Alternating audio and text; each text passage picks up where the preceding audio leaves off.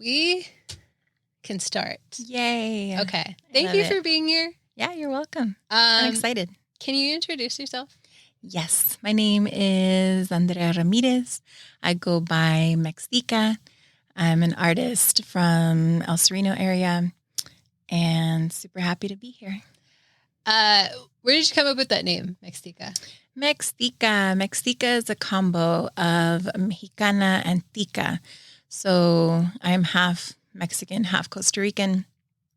My dad's side, my dad was born in Jalisco, and my mom's parents were born in Costa Rica. So in Costa, their nicknames for each other are Tico or Tica. And when I was in the beginnings of becoming an artist, I had so many preconceptions, and one of them was you had to have an artist name. Couldn't use your own name. Why? I don't know. I'm telling you, I had these weird rules that I had just set up thinking that this is what you have to do. And so my mom and I were in the dining room thinking, what can my name be, right?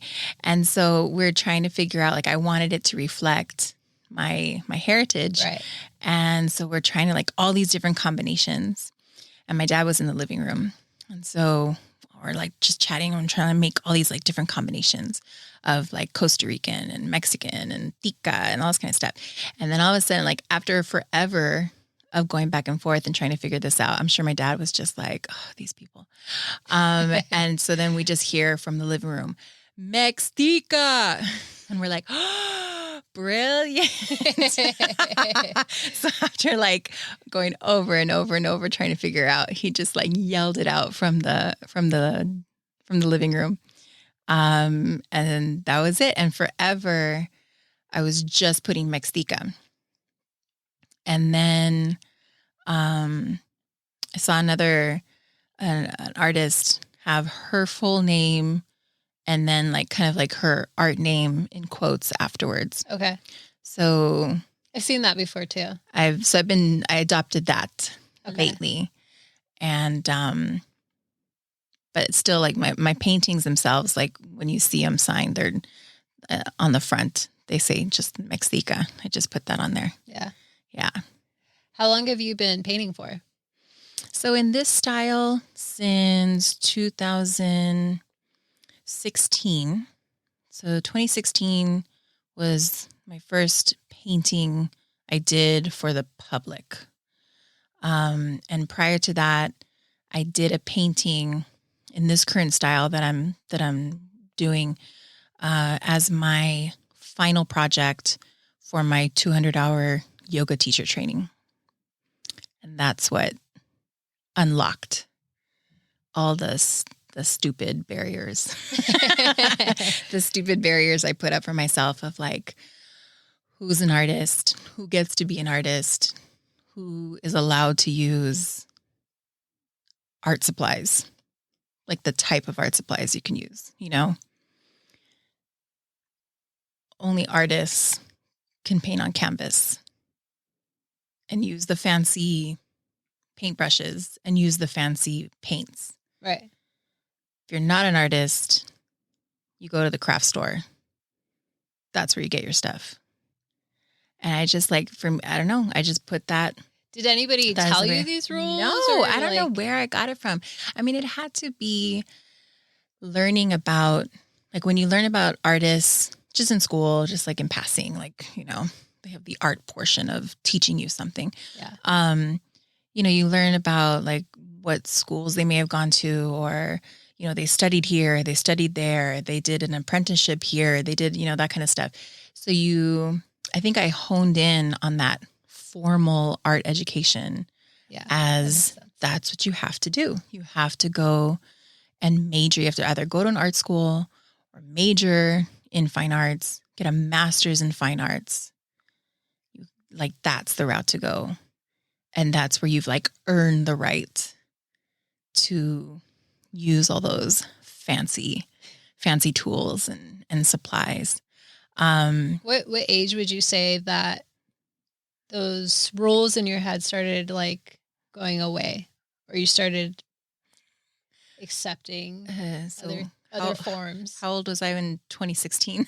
Oh, you don't have to tell your age. No, but like it's recent, right? Okay. So all the art that I had, it could also be just the type of art or experience in art that I had grade school through high school.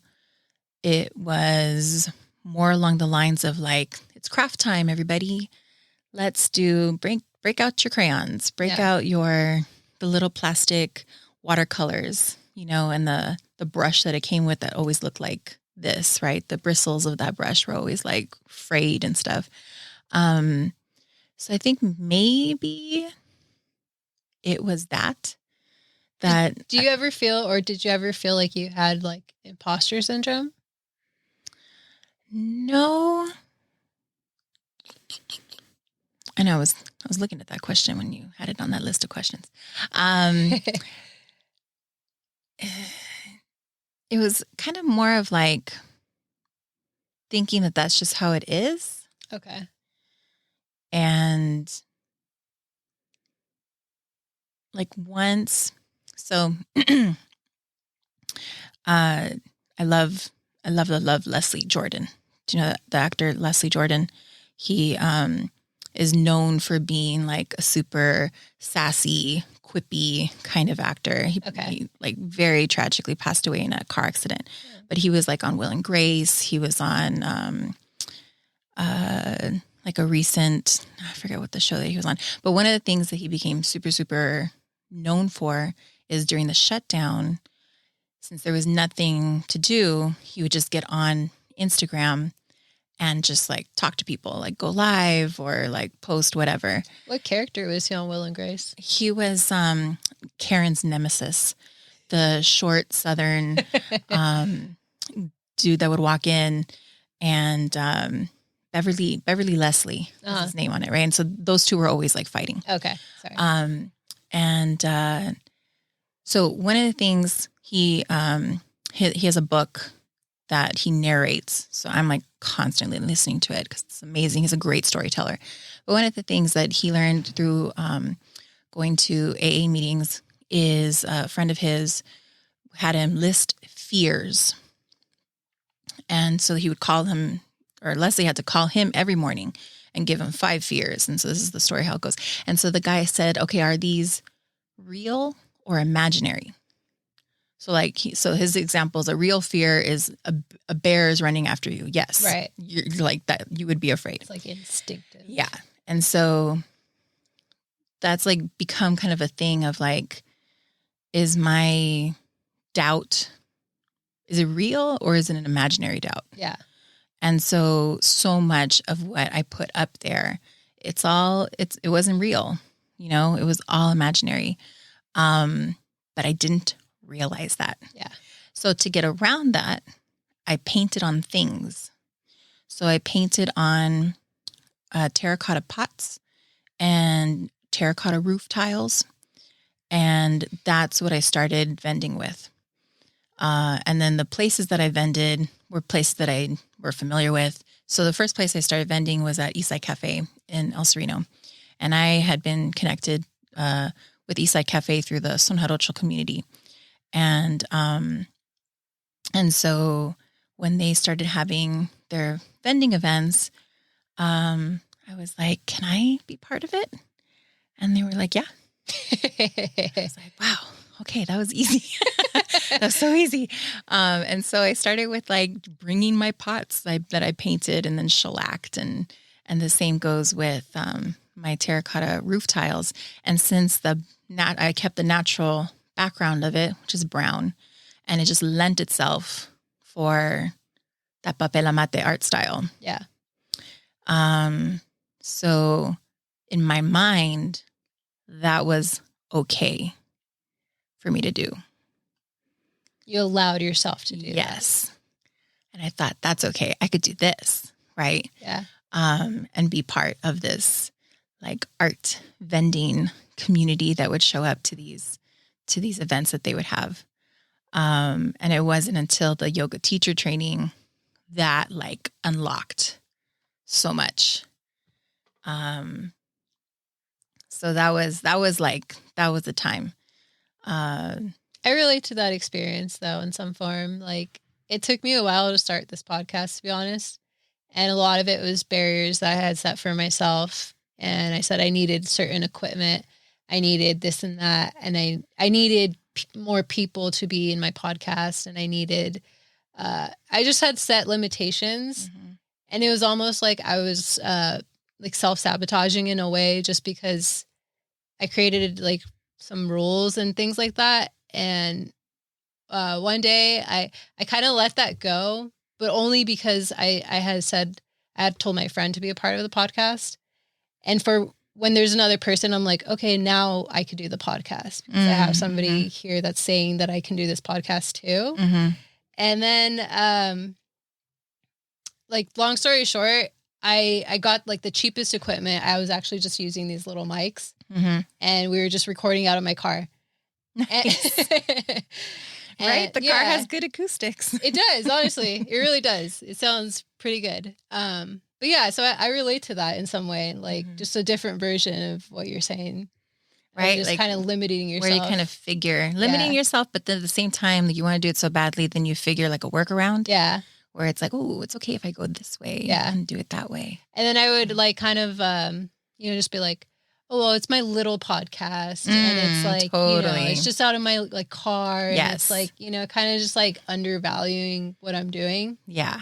And I'm growing into it a little more as I'm like learning and figuring everything out still. Mm-hmm. But yeah, I remember saying that a lot often, just like, oh, it's, it's just this. It's nothing special. Like, yeah, totally. Kind of didn't like that part. But we all start somewhere. Yeah. Yeah. And I think it's like part of the journey. Yeah. Like that's also something not to minimize. Right. True. That is true. Totally part of the journey. It's part of the experience. When you start like talking with other people, they all had some version of that. Right. So then like you don't want to be down on yourself for having that, like that time period, because it's all part of it. Yeah. And so you said you were starting to figure things out after your yoga retreat, or? Mm-hmm. So I had been, so I'm into many things. And in 2010, I think I became a Zumba instructor, and it was like super popular. And I was teaching at a studio in Alhambra, and I saw that like a bunch of places were having Zumba, and I was like, hey, if I got certified in Zumba, we have classes here? And they're like, yes, let's do it. I'm like, okay. So I went, I got certified. It was like a weekend certification. All we did was like a Zumba class, and they were like, you're certified. And that was it. And I was like, okay. I'm so like, official. Sounds good to me. Since I had been like familiar with those dances, like, salsa, merengue, cumbia, I was like, I could do this. Yeah.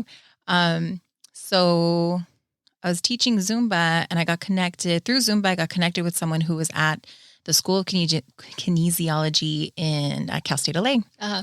And she's like, we're looking for a Zumba instructor. We need a Zumba instructor. And I'm like, all right, how do I apply? What do I do? That whole process was like a year in the making before it was like finally official. And so I started teaching at Cal State LA and they're called activity classes for the students.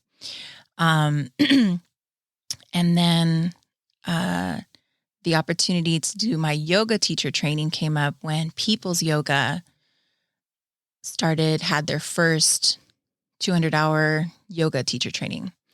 And I had been connected with those gals, Lauren and Leah, who started People's Yoga or connected with Leah primarily through Son Jarocho. And then when they started putting out there that they're like fundraising for it and everything, I was like, oh man. So I'm teaching, let's have a Zumba fundraiser.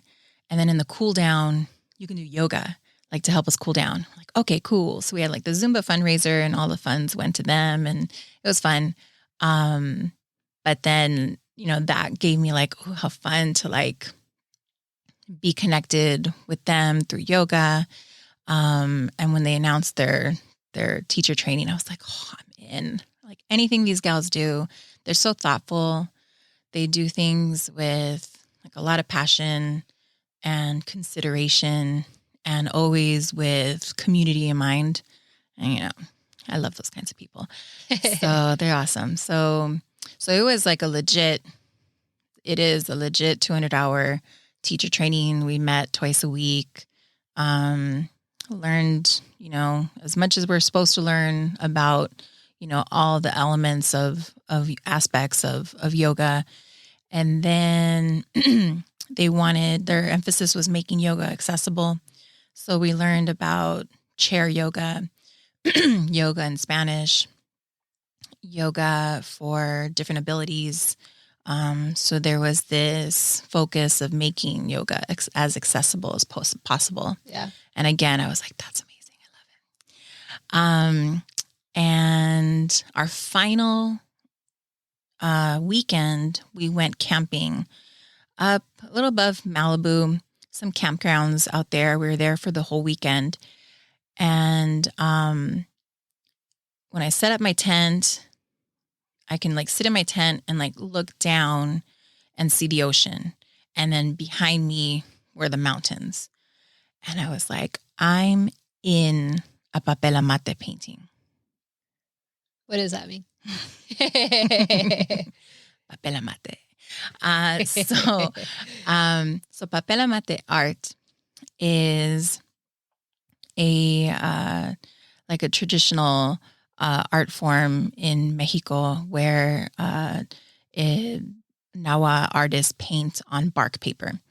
And amate came from amatl, and that is the Nahua word for paper.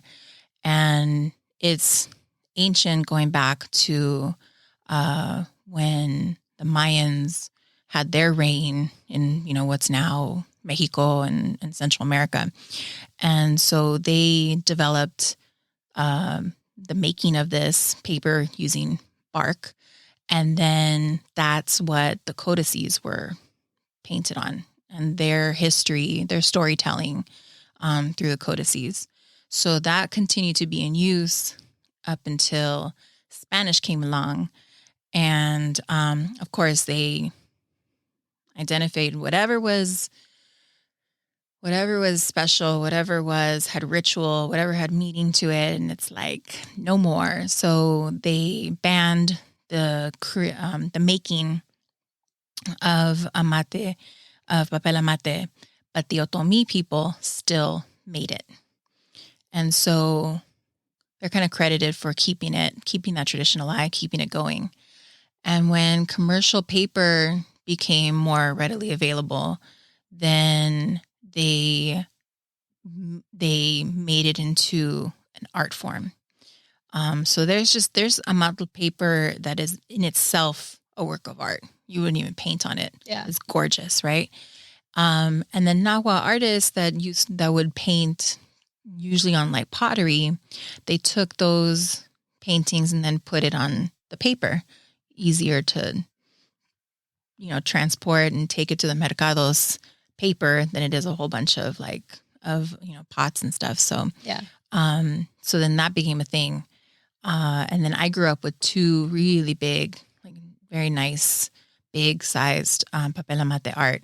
And one is very like traditional, typical, you know, town, pueblo scene of, you know, the houses and their backyards, and people are working and gardening in their backyards. And then there's a church, and there's like a wedding party headed toward that church.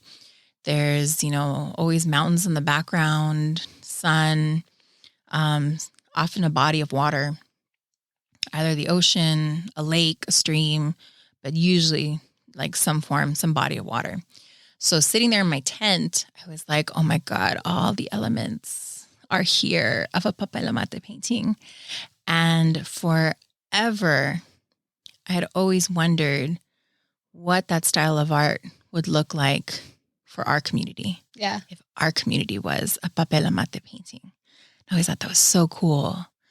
But I'm like, but then that means I painting on canvas. And again, I can't do that. Yeah. Right? Stupid blocks that are there, even though, this is something like I really wanted to do, I really wanted to see.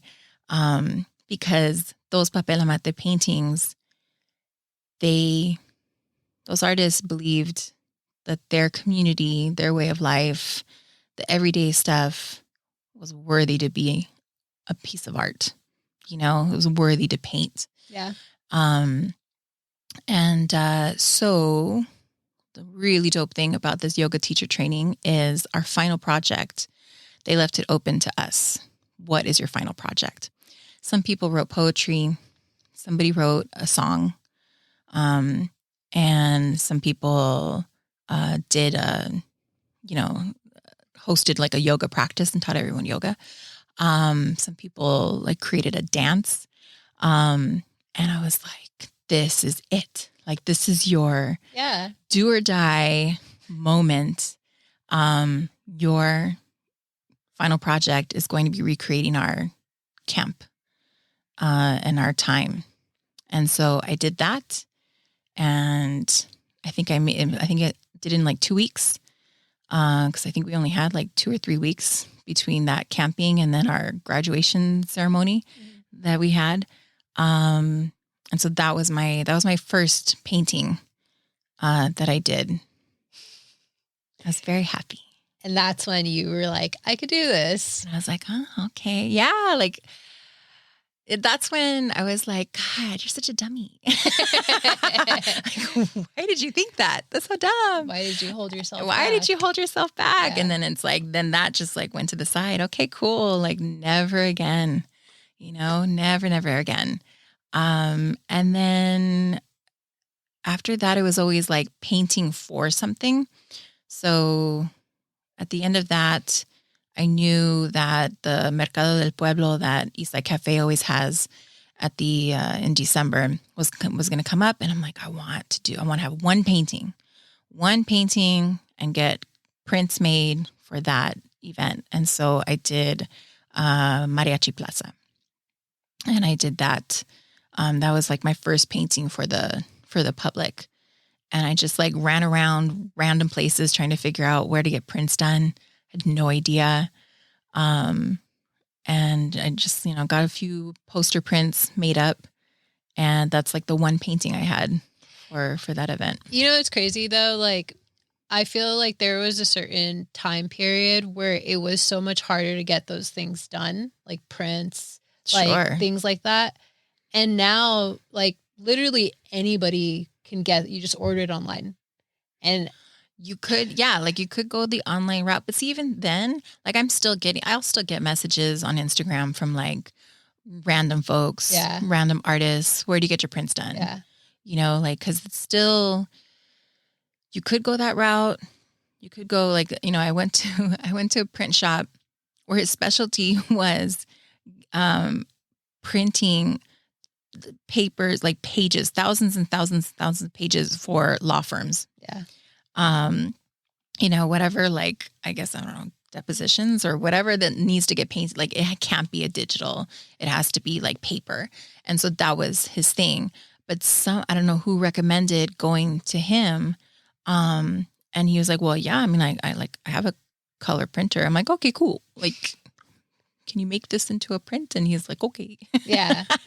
And, going to, there's J6 studio in Alhambra, and that's, just like found Googling and, figuring out. And so to find someone to photograph my work and, get all the things that you need, like the JPEG, the PDF, and all the versions. And then it turns out they're like a hub for many, many, many, many, many artists in the area that go to them. You go to them? No. Oh, I thought you went like me. It's because my like inside burped a little. I love it. I was like, I hope she didn't hear that. I didn't hear that. It just looked like you were like, me too. I was like, me gracefully. Yeah. Yeah. Well, Alhambra is actually like a lot of people don't know that there's a lot of like mom and pop shops there. Yeah. That like actually do some really cool shit. Yes. Yeah. Yeah. And I mean, I prefer that. I like that human touch. I could go the online route. But then, you know, they do a lot of great stuff for me, like extra stuff as well. So yeah, it was like trial and error in the beginning, and then reaching out to artists that I'd follow, or artists that I had like vended with, and seeing where they do their stuff. And like some would get back to me, some wouldn't. And did you ever find yourself like coming across people that were like gatekeeping stuff? yes, that happens to me too. Yeah. Yeah. And I'm grateful for the people that don't gatekeep. Yeah. And that are just like, they tell me like what they're doing, because I think that goes a long way, you know, Yeah. like real recognize real. So like, you just like, the people that are being like honest and who they really are the ones that are going to usually help you out. Mm-hmm. And then the ones that are like maybe more insecure, maybe just more like, it has to be that. Yeah, right? Like it has to, I'm thinking it comes from that kind of place. But it was few and far between, which is nice. But that's one of the things that totally helped me in this whole process of people saying yes. Yeah. Community. Right? Yeah. Like the community that's willing to help other people in that community, which is important. Like opportunities to show your work. Yeah. It's like the criteria was just make art. Yeah. That was it. maybe stick to our theme, and that was it. One of the great, love this art show. It doesn't happen anymore. I wish it did. It was called, I think it was called Viva la Mujer. That sounds familiar. It was Las Fotos Project. Yeah. So Las Fotos Project in conjunction with Plaza de la Raza. And it was, again, just open to whomever. Yeah. However much space they had. Right. They were like, let's just fill the space. They're the boathouse, or the boat art gallery that they have, the boathouse gallery, something like that. Wait, the one by the theater, or the separate one? The separate one. The one that's near the lake. Okay. And so that one was awesome, because it would always like, I loved when they like gave a theme. Yeah. And then it was like, ooh, what am I going to do that connects to the theme? So I think maybe 3 years. I think I did that for 3 years until the shutdown just like ended that. Yeah. Unfortunately, 3 or 4. But that was like another lesson learned, because they had, the first year I did it, their theme was Mother Earth. And so I did a painting of my grandmother in her backyard, in her garden, and her home in Boyle Heights. And to me, it was just like, I'm just painting this for the show, right? Yeah. My grandma, her house, her backyard, and what it looks like. And then when I was vending, at that time, I only had 2 paintings. I had I had the mariachi one, and I had the Olvera Street one that I did. So I just had prints of those 2 paintings, and, vending with all. And I was still painting like terracotta tiles and pots, and just had that on the side as well on my table. And someone came up to the table and was like, "Where's your garden painting? When are you going to make prints of that?" And I'm like, "You mean the painting of my grandma?" And she was like, "Yeah." I'm like, in my head, I was like, "You want a painting of my grandma?" Like, that's so weird. But to her, it was maybe just like this garden, and so many people since then, like that's when it's still like one of like my popular ones. So many people are like, "Oh my God, this reminds me of my grandma." Aw. You're like, "Oh my God, my grandmother with all her plants, with all her fruit trees." Her just like always being in her garden, watering. Yeah. And so that was like another like major lesson learned. Yeah. Of don't make those decisions for people. Yeah. Like just do your art, put it out there. Do art for yourself, do art for other people, do art for, like whatever the reason is, but like put it out there. Yeah. I agree though, because there was this event I was doing, and I had a bunch of female artists display their art. And you know who Amelia Cruz is? Yes. Okay. so she displayed some of her art, and it was a painting of her friend. Mm-hmm. And somehow, like, that painting just, like, kind of reminded me a little bit of my mom. My mom's very, like, I was telling you, she likes to garden, and she likes flowers, and she likes the outside and stuff. And her friend, the one that she painted, she was outside, and then, like, she had, like, a flowery dress, and, like, she had flowers around her. And I really loved the painting, so I bought it. Mm-hmm. And I have it in my living room, but sometimes I'm like, I wonder if she thinks I'm weird because I wanted a painting of her friend. Yeah, totally. And so I do understand that, but like, yeah, definitely just put yourself out there and like don't limit, or make decisions for people, like you're saying. Like no one's gonna like this. Yeah, because sometimes art is just like, I just like it. Like you don't even know the feeling yet of like why you like it, but sometimes you just like it. Yeah. You know? Yeah, for sure. And then you can think about it later and be like, this is why I like it. Mm-hmm. You know? So I actually did want to talk to you a little bit. I know you kind of went past this, but about like your yoga and like your experience with yoga. Mm-hmm. And you were mentioning how you were in a community that made it accessible for all types of people. Mm-hmm. How do you feel about like yoga being like exploited or just like kind of used as like maybe like an aesthetic for a lifestyle? Oh, totally. How does that make, like, what are your feelings on that? I mean,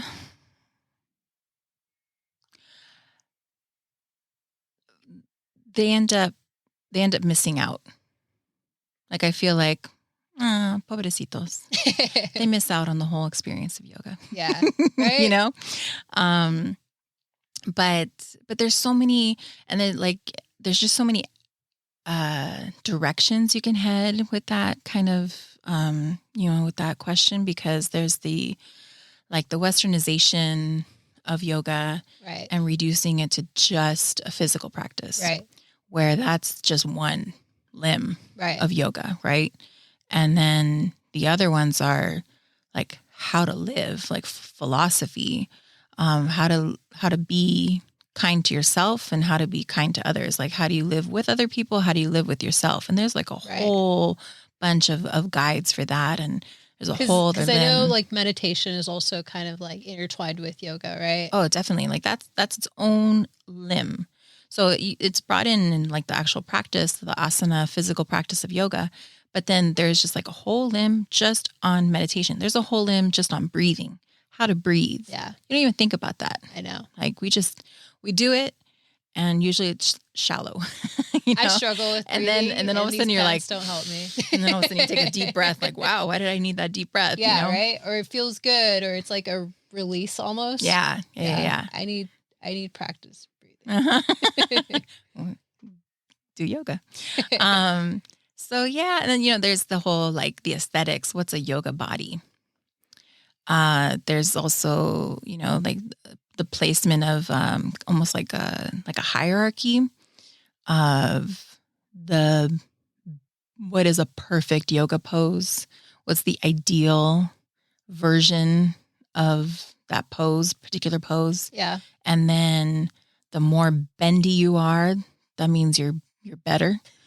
The longer you can hold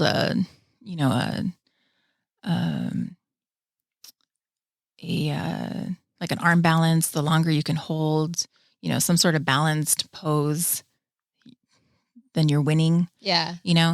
And so from my time with people's yoga and then reading other people who have like written, studied long time and written stuff on yoga and their focus on making it accessible and like they're continuing that philosophy of yoga. So in my classes primarily I only teach it at Cal State LA. So my yoga classes there, the first thing I tell them, number one, is that I'm their guide. I'm not their teacher. I'm not their drill sergeant. Yeah.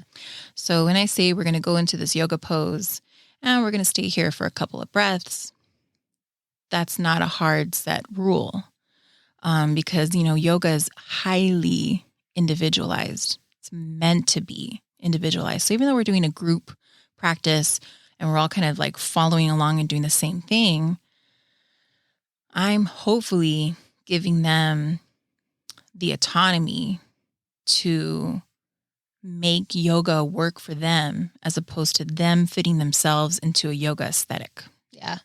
You know? I see that. And it's a concept, especially when I get like folks that are just like super competitive, sports minded type people, where there's a goal, there's an end result, you win or you lose, you know, that doesn't exist in the physical practice of yoga. Yeah. You don't compare. There's no competing. How you're practicing today might be different than what you practiced yesterday, might be different than what you're going to practice in the future. Yeah. And then even folks that have been doing, you know, practicing yoga for decades, they're instructors, they do workshops, they have all these things. There's never a place where they're like, cool, I won. Yeah. You never meet it. That's why it's called a practice, right? Yeah. You're just constantly. But it's meant for that. Like it's meant for this kind of a way of living, of being outside the mat, outside the studio. Yoga continues. You know, there's a place for it. So I don't know, like things like that, you know, when it starts getting reduced to something, or when someone is given or takes power, control over it. Right. When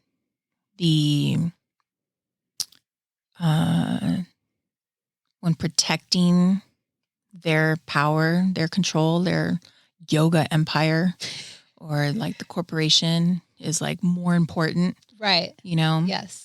When that takes precedence, well, they're not doing yoga anymore. You know, like they're not true to it anymore. And that's kind of all over Silver Lake and Highland Park. Yeah, we know. Like it's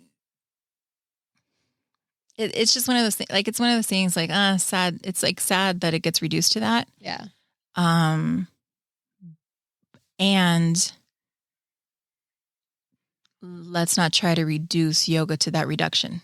Yeah. You know what I mean? Mm-hmm. Like focusing on it. Like, you know, when Leah and Lauren were bringing yoga to East Los, a lot of folks were like, why are you bringing that bougie shit to East Los? Yeah. Right. And that was like, whoa, wait a minute. It's not, it's for everybody. Yeah. You know? And so like that reduction of it, the fact that only like a lot of people only know it as like a $20, those classes are $20, $25, they're $30 a class or whatever. The membership is $150 a month or something like that. Right. Like they only know it in that way. And so then it like changes it completely. And so is it real or is it imaginary? True. Right. Is that perception real or imaginary? Yeah. And it gets internalized into the culture so much, right? You know, true. Like you have to show up to class in a Lululemon outfit. You know, you gotta have all the like creme de la creme mat and like all the other things and, you know, whatever like, monogram stuff that like almost that comes like with it. You have to. There are some yoga studios where it looks like they all like coordinated together and like you have to look like you belong there and there's a certain type of person that's there. Those are the yoga studios I don't appreciate. Yeah. I mean, if they're still around and there are people that do appreciate it, right? Like, all right, fine. Like, yeah, you know, it's one of those things like no point.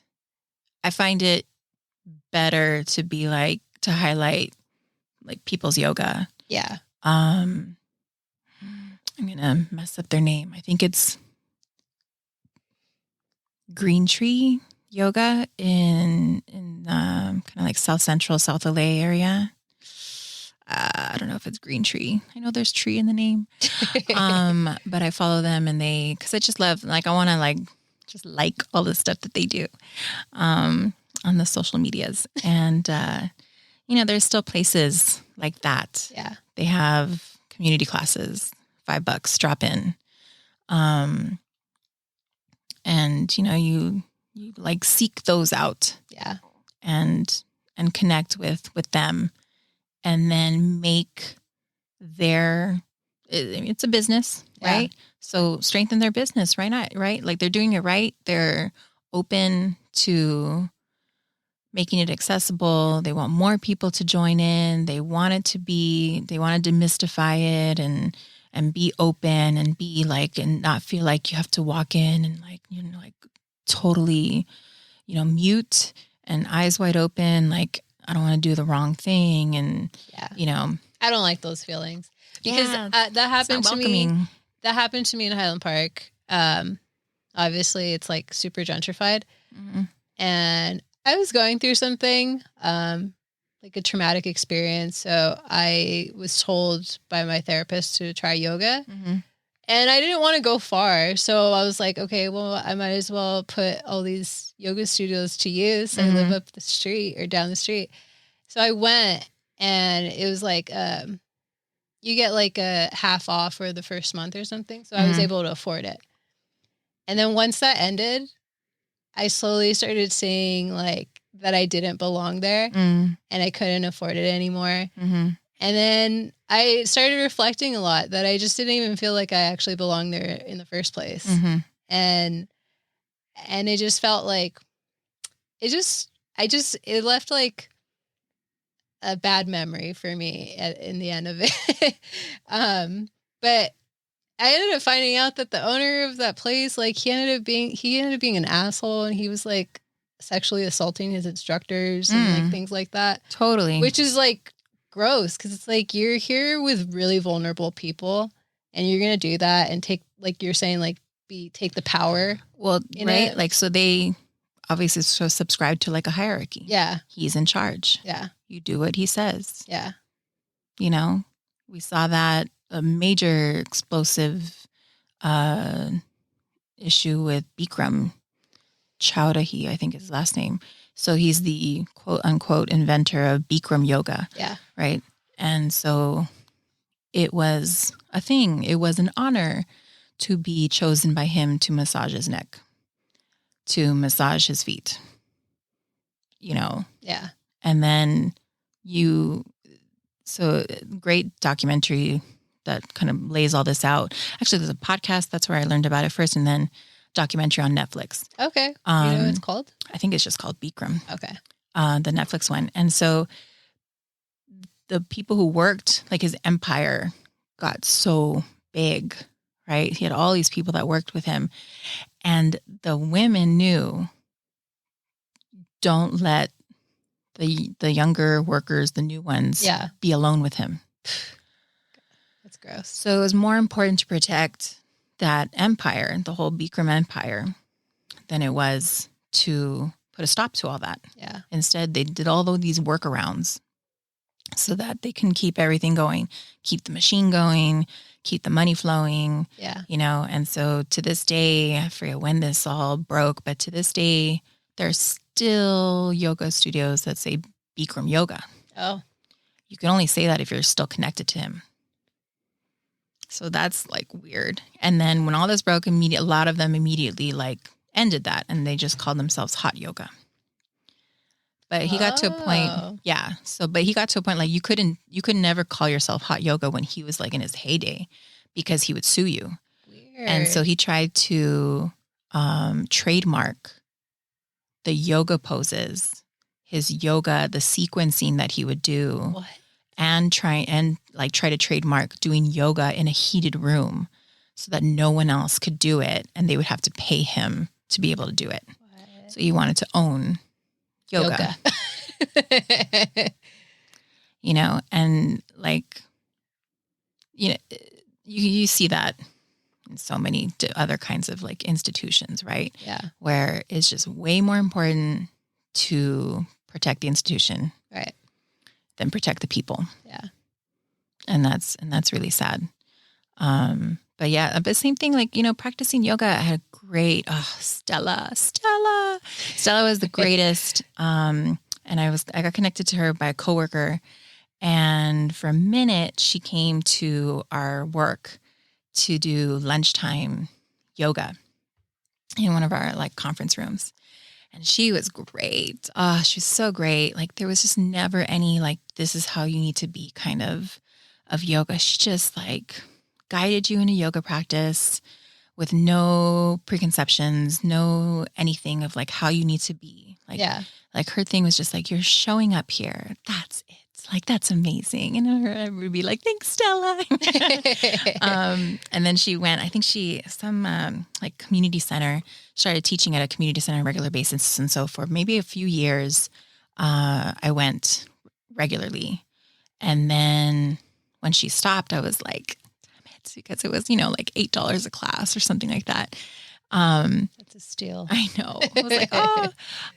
So then like Groupon became my thing, right? Oh, nice. And so like I went to so many yoga studios for a while only because they had like a Groupon thing.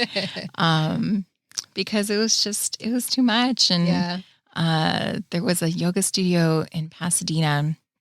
I don't think it's there anymore, but my cousin and I went to it. Like they had it was like $30 for a month, and we were both unemployed at that time. And it was like, that was our season of fun employment. We were fun employed. And so we were just like trying to do as many things as possible because F it, we're unemployed. Let's like try to, fill up our days. Yeah. And so we took advantage of that and like did yoga there. But like, again, once it was done, we were like, okay, like we're out. When you were unemployed, did you find yourself like doing art a lot too? Like creating at all? No, that was before. Okay. That was before I was doing art. Wait, was it? Yes. Yeah. That was before. So I was trying, that was in my, so I had, I went into nonprofit fundraising not immediately after graduating, but got into it and worked at the LA Regional Food Bank for 5 years. And that was my first foray of like official nonprofit fundraising. Because before that, I was part of a community group, and that organization, I was always like, all right, how can I help? What do you need? And they're like, we need money. And I was like, okay, I'm going to go to the library and rent out books. And how do you fundraise? And so I started working for them. And then when that was done, I was done. Like, never will you ever go back to nonprofit fundraising. Like, it was hideous. Were you like burnt out or just, okay. A combination of burnt out and it was also a very like tough time. It was during the recession happened while I was working there. So the need that was increased exponentially of folks who needed food, and a lot of families, working class, that needed that extra support that would just get them through. Yeah. So it was like, it was a lot towards the end.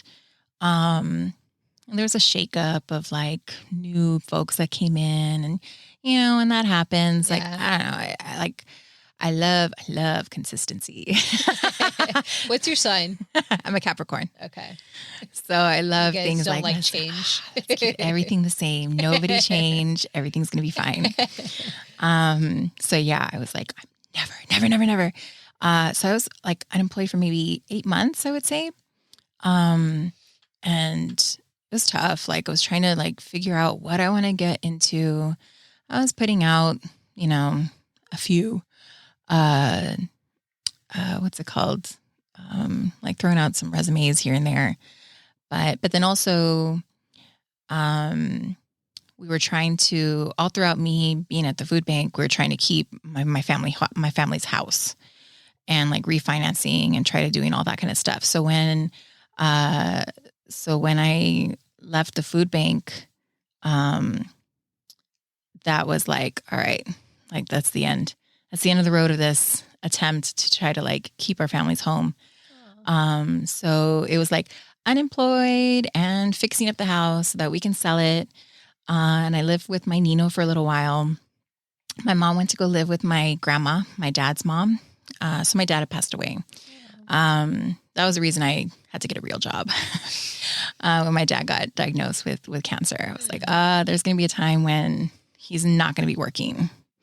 So I need like a full-time job. I need benefits. I need like medical. I need all this kind of stuff, right? To like keep everything going. So I got a call from the temp agency that I used to work with to get my temps during the holiday season when we get so many donations.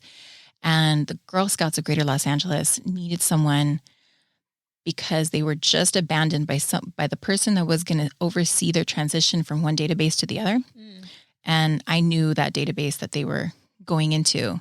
And so this guy that I'd worked with, he's like, hey, they need someone just to like jump in there, oversee this transition, do whatever needs to be done to like change any codes or fix whatever, like establish something, for them. And, it's like, maybe it's like a month. And I was like, oh, I guess. Like I really had to like, I guess so. I guess I'll take it. And I went in to meet with the gals who were in charge at that time. And they're like, okay, so do you want the job? And I was like, what? And I'm like, I thought it was just temporary. They're like, yeah, we need someone for it. I'm like, I'm like, I'll think about it. Cause like coming from the food bank, I was like, oh, I don't want to like, it's just so, it takes a lot of your energy. Yeah. Right. It takes a lot of your energy. But I fell for it and I said yes. So I was with them for another 5 years. Oh, wow. And that level of fundraising was nothing compared to the food banks, because they get all their money by cookies. Yeah. And a few, grants and stuff that come like from like the headquarters, main Girl Scout headquarters. But the issue was my bosses, and I'm not saying they're bad bosses, but I had, what was the running total? I think I had 8 bosses in those 5 years. Wow. That must have been a terrible job. There was just so much. Like there was like, they were growing, they were going through growing pains and like other things. But because every time a new person would come in, I'd be like, okay, this is how I want the database to look. Oh, okay. Here we go. Global changing stuff, they want to see these codes and that codes. And this is how we do that. I'm okay. We're going to, and I just had one boss who was badass, came in, made all the right changes, knocked it out of the park. And then politics. That's always with like organizations. Oh, so sad. Politics. So sad. And another person came in who didn't know what they were doing. And she cleaned out the department in a year. Oh, wow. Yeah. She sucked. And I was like, and now it's time to go. So like so many of us were like, and like, hey, like we're sending each other jobs. It is not a good place when you are sending each other like your own coworkers. Hey, I think this job is gonna be great for you. Like you should do it. Like the dopest thing, like the thing that kind of, at least I'm like, okay, I think we were in the right, because everyone who left, they went on to be managers, directors, badass, like handling their shit, amazing women. They went on to great things. That's good. And so I'm like, yes. Everything happens for a reason. It does. Like it totally does. And so that made me, well, my uncle suffered a fall, and he hit his head hard enough to create a little bit of, brain injury. And for a while, like he was a medically induced coma. We weren't sure if he was going to make it. And he was the main person that ran Ramirez Trucking. That's my grandfather started that trucking business. So he ran it with my cousin, his daughter. And, my cousin had called me one day and she was like, okay, I'm giving you an update. Like, this is what's going on. I'm like, okay. And I'm like, you're at the hospital? And she's like, no, I'm in the office. 'Cause she had to keep the work going. Yeah. Right. She had to keep dispatching the drivers and all this kind of stuff. And I was like, holy cow, like, how is she going to do this? And I'm like, Yeah. and how long is he going to be in the hospital? I'm like, okay, Rave. I'm like, whatever you need. Okay, you let me know. I'm like, hung up, click. I think I was painting at the time. At that time, I was doing art. By that time, I was doing art. And then I was like, or I quit my job and I go work for them. So I called her back. I'm like, hey, Raven, okay, what if I quit my job and I come work for you? And she was like, what? And she was like, after I told her, I'm like, yeah, I'll quit and I'll go work for you. And then I'll tell Cal State LA, hey, I got all this time now. Like, give me more classes. And I'm like, yeah. Like, this will totally work. And she was like, oh my God, I have no idea what you're like, what are you doing here? And she's like, you need to think about this. I'm going to give you take a week. And I'm like, fine. You want to prolong this a week? That's fine by me, girl. But I'm dead set. Like, I'm done. Yeah. This is what I'm doing.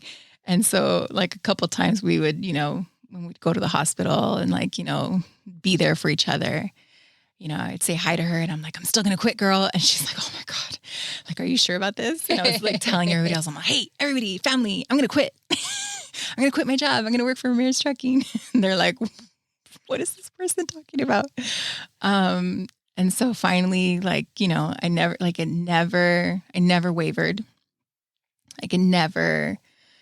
Nothing ever was like, ooh, should you really do this? And I'm like, no, now. Like, it needs to happen yesterday.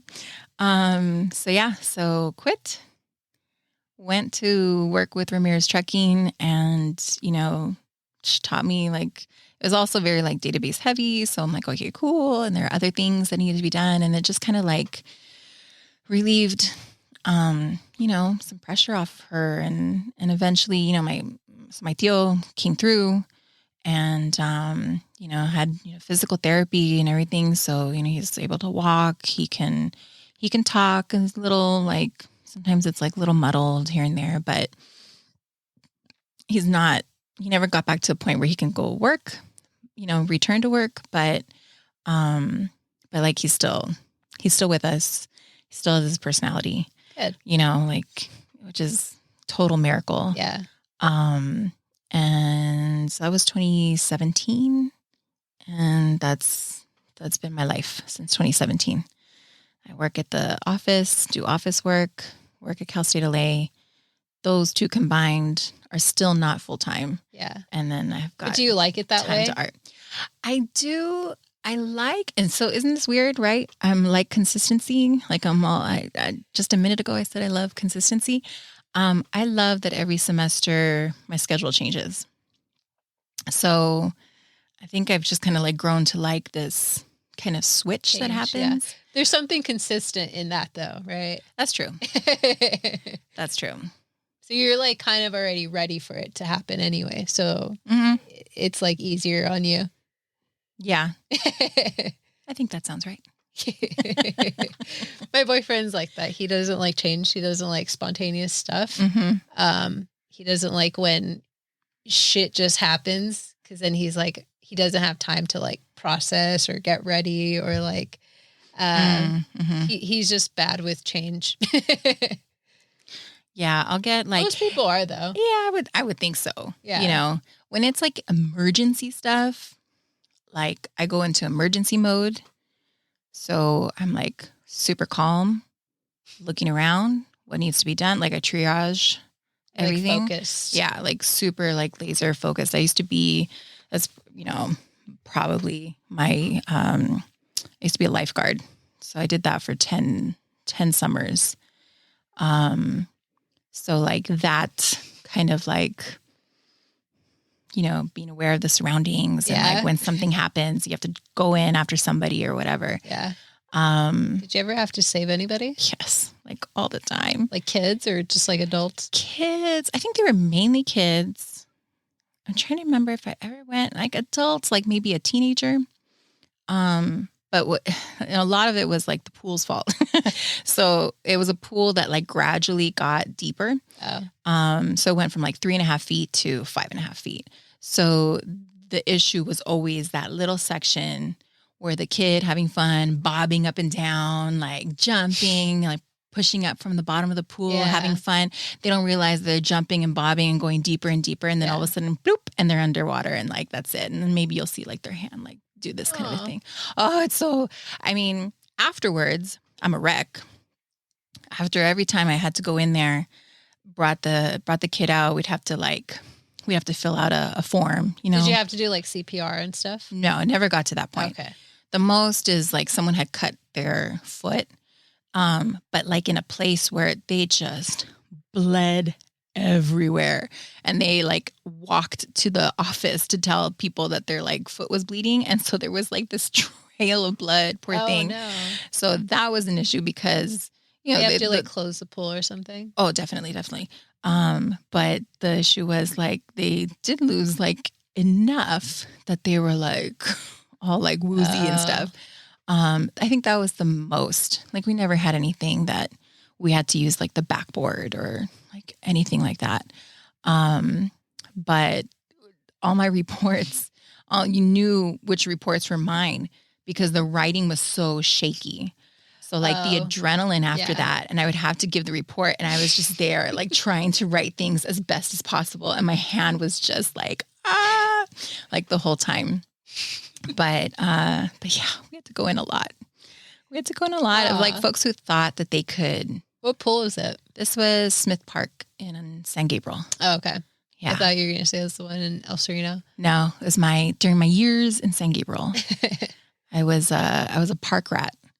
And my mom would drop us off at the park as soon as the rec center opened. And then she would come back for us when the rec center closed. Yeah. And that was our summers. How important is community for you and why is it important? And you can shout out people and like. Yay. Super important. Like I 100% would not be here without the community that I've been connected with. So when I refer to myself, I refer to myself like as an artist, you know, I refer to myself as a community taught artist, because that they definitely shaped, you know, what I do, where I'm at, those spaces, like Eastside Cafe, like Caracol Marketplace, Mujeres Market. Those were like places that just opened themselves up, you know, for anybody who wanted to be part of it. And then they just said, yes, you know, come on in. So like those were my places. And so then those were the types of people that they attracted. So, you know, after vending a couple times at Eastside Cafe, I think pretty certain is the folks behind Cali Arte, Adriana and Alfonso, who said, you should go to Caracol Marketplace. Like, that's a cool place to vend and sell. And they're like cool people. I'm like, okay. And so, yeah, and they were like, yeah, you know, come join us. And so then the folks there also, like, you know, there was Iris from Balam Creations. And I was using, like, my idea was like, okay, I'm going to use my hot pink sarape to cover my table and then put all my like pots and all the things that I was painting on it. And so I remember Iris was the one that was like, you might want to get a black tablecloth or like a solid color so that your stuff pops from there. Yeah. Because like right now it's fighting. Yeah. You know? That makes sense. Yes. That makes sense why everyone's tablecloth is black. It totally is. Mine is still black. But you know, like that stuff, like totally matters, you know? Yeah. And then those places, there's a bit of a mix of new brand spanking new artists, and then established artists will come in and vend their self-help graphics, right? Yeah. Like great place. And then their holiday market.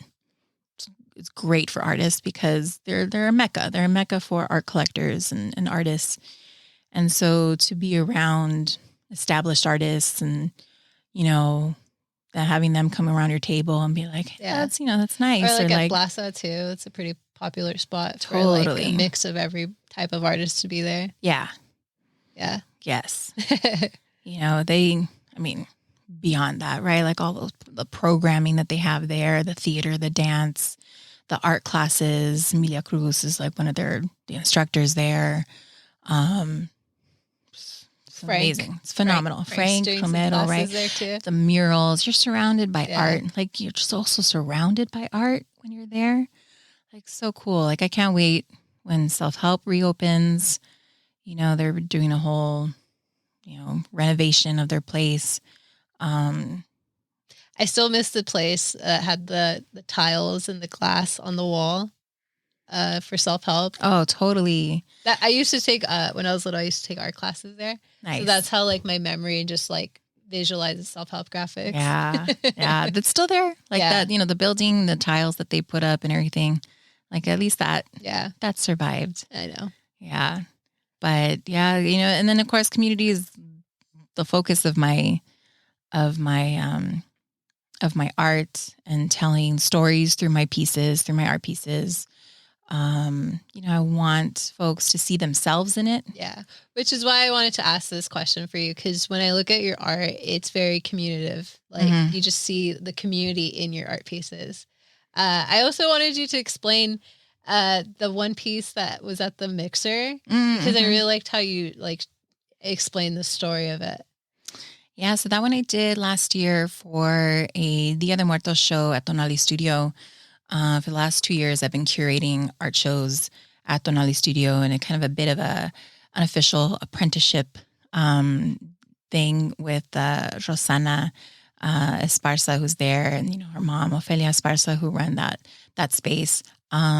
So we had our Dia de Muertos show, and I did a piece in memory of Don Homero Gomez Gonzalez, who was a environmental activist in Michoacan, and he was a former logger, and he recognized that as it was the short-term, very short-term vision of cutting down these trees and selling them and making profit over them, but then like you're never going to get those kinds of trees back in not even a generation, right? So you're just cutting down, and they were also the trees that the monarch butterflies would return to when they would migrate from North America back to or more northern North America, and then migrate back to Mexico.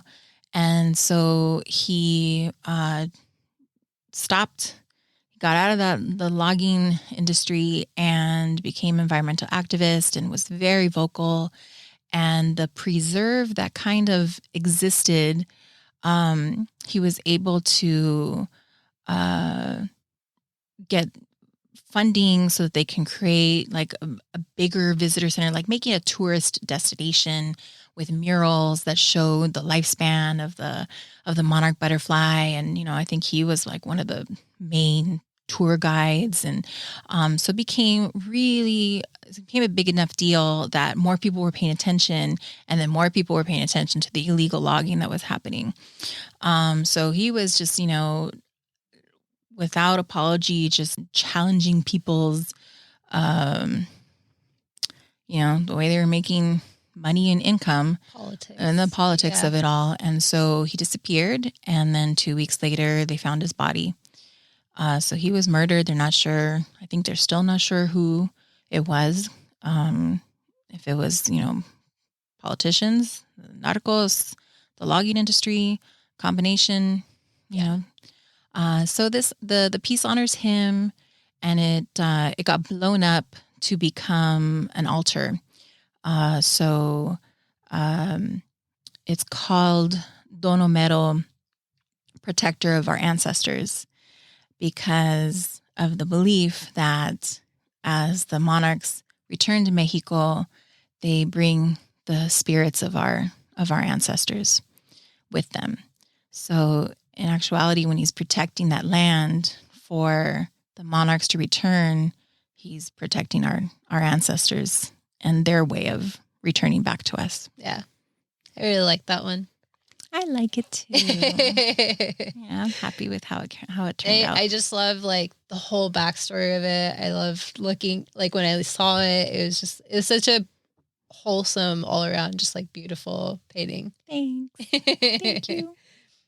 So we can get closer to closing out. I like to end it with like people giving any form of advice to anybody maybe that can relate to your story or experience. Or maybe just like someone who's aspiring to be an artist. What advice? Well, I mean, learning from what I did to myself and holding myself back, you know, those blocks that you put up, figuring out, are they real blocks or are they imaginary? You know, taking a really hard look at those and, you know, don't like to not get in your way. It's so difficult, right? Yeah. To do, to not do, but to try to just do it anyways. And for me, what's been the best thing is I don't look at a painting and think, how marketable is it? How sellable is it? Right. I just do it. Yeah. I have the luxury of having other jobs that support me. So I don't have to sell a painting to be able to make rent, to be able to pay my bills. Yeah. It essentially kind of like supports itself a little bit. And the other stuff gets to, you know, handle those important things to pay off and all that good stuff. But, you know, when you don't have that lingering, like that's super helpful, of course. I think there's also like the idea of what like the definition of an artist. Yes. It's, I don't know if it exists. Yeah. You know what I mean? Yeah. And I think realizing that is super helpful. Yeah. Because art is subjective. Yeah, very subjective. You know, you don't have to be a struggling artist. You don't have to be an happy artist. You don't have to be in the best galleries by your second year of doing this, or by, you know, like this like timeline thing. And, you know, if you don't make it, whatever that is, then that's it. You're out, you know? If it's in you, it's in you, and you just like, you keep doing it and you figure out how to do it. And if you do it in addition to the jobs that you gotta take to handle all the bills and everything, then you do it that way. Yeah. If you're able to live off of it, awesome. Like that's cool too. You know what I mean? Like there's just this, I hope that we're getting away of those hard and fast rules. Yeah. There was a lot more rules back, like, and what I remember when I was like graduating high school and stuff, there was a lot more rules of like how you should do something, even just like how you should get a job. Like, oh, totally. Right. Like things like that. And now as I'm older, there's like less rules. There's a little more leniency. You know, like I wouldn't have been able to do a podcast like 10 years ago.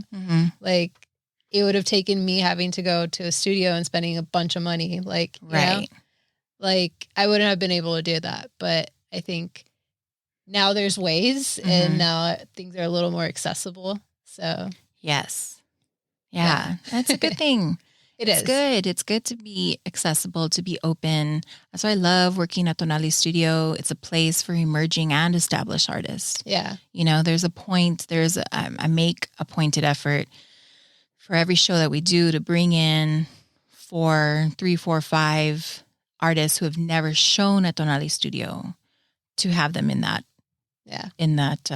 show, to invite them, and hopefully they say yes, to be in that show. You know, like it's important to leave the doors open. That doesn't lessen you. Right. You know, and I get that there's that like philosophy, right? Yeah. It was tough for me. It's going to be tough for you. That's it. Yeah. I had to figure it out. You figure it out. Yeah.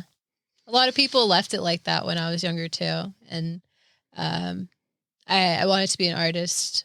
I don't want to talk about that right now. But I just remember when I was younger, I was thinking like, okay, maybe I could try to get a job at Self-Help Graphics or Plaza. And those are the only two places in my mind that came like to mind. Gotcha. And now I'm so glad that there's more community spaces. There's more galleries. There's more open doors for a lot of different artists to just like display or just like learn. Yeah. So I'm really glad that like things are getting better and easier for people. Yeah. There used to be too many rules. So now I could see also why you would hold those rules in your head too, like for so long. And even like, and then just people saying, wow, like you're never going to be an artist. Yeah. Like how could you make that hard and fast decision? The folks have like heard that from their teachers and, it's sad. I also think it's like the culture too, Latino culture. You don't think an artist is going to make money. You just kind of want your family to just be well off and like be okay. Totally. So like the mentality is not there to just be like creative and support that creativity, It's not in like generally speaking, but having art shows that are to the Latino community, where it's like, yes, attend, it's not just like this like snobby population that we want to attend, There's culture there. There's culture there. There's a place for you there. Yeah. There's a place for you as a viewer, as an attendee, you know. I had my Tonalis offered me Rosana becoming friends, and I was showing her my art, and she was like, "You want a solo show at Tonali Studio?" And I was like, "Yes, that's sick. Let's do it." So that was in 2019, and so my whole family came to the opening. Aww. And so my cousin, I love my cousin Roger. So my cousin Roger comes over to me and like drapes his arm over my shoulder, and he's like, "All right, this is cool. All right." He's like, "Okay, so what do we do? We just like take the one that we want?" I'm like, "No." Like totally messing around, but still like, "All right, so how does this work? We just look at your work?" I'm like, "Yes." You walk around the space and you look at my work. He's like, all right. And then but like we leave it there, right? We don't take it. No, you don't take it. But that, right? Having artists that are painting stuff that's like you identify with, is super cool. Super. It's important. It's important that the neighborhood is seen. Homeboy Art Academy doing great stuff, right? You have Self-Help Graphics. You have Tonali Studio. You have Plaza de la Raza. There are like boutiques and stuff that also have people's art. Yeah. Right? So Mi Vida in Highland Park and Monarca Collective in Pasadena and Goddess Mercado Boutique, the Mercado and the boutique and the Queer Mercado and Mujeres Market is still going strong, which is so dope to see. She was originally doing at Eastside Cafe, or is it still there? Yeah, that's where it started. Started out because I could have sworn I saw she moved it. Mm-hmm. Okay, and then it went to. It outgrew it. Yeah, which is awesome to see. They had a mega Mujeres Market at Plaza de la Raza. Yeah. I think maybe a couple years in a row. It was super dope. I think they're also from Riverside area. So for a while they were there in Riverside doing stuff. They were having one in Orange County. Orange County, El Centro, Doral de Mexico, and Santana. Super dope. That's so cool. Theater places, Casa 0101, right? Yeah. Espacio, right? Caminarte, hey! Little shout out to Caminarte. Second Fridays of every month, we're out there in Mariachi Plaza area in front of Espacio 1839. So yeah, there are places for artists to show their work. Espacio has a gallery space. Espacio has a podcasting room. You know, they're kind of into a lot of things to be there for the community, which is super dope. Yeah. Well, so a lot of good stuff. Thank you so much for being here. You're welcome. We're gonna close out. But where can we find you, and any events coming up? Or so I am Mextica on all the social media platforms. Like whatever social media platform pops up, I'm like, okay, gotta get my name in there. and then I always put a message, go to Instagram because I don't have best place to find is Instagram. I don't have the energy to be like doing all these platforms and creating content for, no, it's not going to happen. It's exhausting. Yeah. So Instagram is the best place to find me. And, website? That's, it's arte. I think it's artemextica.com. And then of course I have all the links on my Instagram. And then I do paint nights on a monthly basis with East Los Tacos, a great, business that wants to work with community and offer its space up. Yeah. Just super dope. And those have been really great. So we have our BD paint night happening in April for Selena's birthday month. So that's coming up, and we're always there every month. So that's a fun thing. Yeah. So that folks I like it, give people access to art. It's only $25 a person. So it's accessible, hopefully. And then you get to eat delicious tacos while you're painting, which is always so much fun. Yeah. It's fun. I'll show up to one of those. Yay. Yeah. Love it. Because it sounds like a lot of fun. Thank you again for being here. You're welcome. Thank you for having me. Yeah. We'll go ahead and close the episode. All right.